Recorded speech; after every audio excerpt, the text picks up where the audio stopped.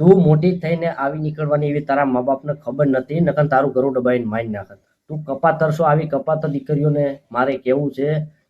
કપાતર શબ્દ એટલા માટે વાપરું છું આના માટે કે આને કપાતર જ કહેવાય કે ભાગી છે લઈને અને પાછી એના મા બાપને દોષ આપે છે કે મને મારા વિજયને કંઈ થાય તો તમારી તમામ જવાબદારી રહેશે.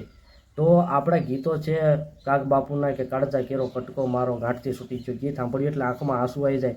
એ દીકરીઓની વાત હતી. અત્યારની આ કપાતર 20 વર્ષના મા બાપના પ્રેમને ભૂલી જાય. આગળ વિડીયોમાં શું કે તમે ધ્યાનથી સાંભળો, જુઓ અને શેર કરો અને દરેક કપાતર સુધી પહોંચાડો. આવી કેટલી કપાતર પાકી છે. આપણા સનાતન ધર્મને લજવી નાખ્યો, બદનામ કર્યો. સરકારને મારે એટલું જ કહેવું છે કે આવા કાયદા જે છે ને મા બાપની પરવાનગી વગર જ્યાં ત્યાં ભાગી જાય, ગમે તે નાચ જોતી નથી. પહેલાંના સમયમાં કે મા બાપ પસંદ કરતા હતા એ દીકરી દીકરો અહીંયા ભણતા હતા. આજે તો ગમે ત્યાં લુકી તીર્યો અરે ભાગી જાય છે, બસ સીટ સપાટામાં આંધળી થઈ જાય.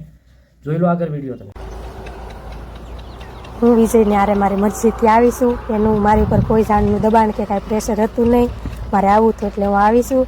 મારા પપ્પાને કહું છું ખોટા ગોતોમાં, ખોટા પૈસા બગાડોમાં અમે કાંઈ હાથમાં આવશું નહીં. ને હવે કદાચ ચડી જાઉં તો હું ઘરે પાછી આવી નહીં. ને વિજયના ઘરનાને કાંઈ પણ થાય એની જવાબદારી તમારી રહે, એટલે ધ્યાન રાખજો. ને હવે અમને ગોતવાનું બંધ કરી દો. કે 20 વર્ષનો મા બાપનો પ્રેમ તમને ના દેખાણો કે આ લુખ્ખા તીર્યો 15 દિવસના પ્રેમમાં તમે ઘાયલ થઈ જાઓ છો, એના આશિક બની જાવ છો અને આ મા બાપના પ્રેમને ભૂલી જાવ છો. અને પાછી એવું કહેશે કે મને કંઈ થાય, મારા વિજયને કંઈ થાય તો એની જવાબદારી તમામ તમારી રહેશે. અરે મરી જવાય. મા બાપે તને મોટી કરી છે, મા બાપનું જરીક તો મલાદો રાખ. આગળ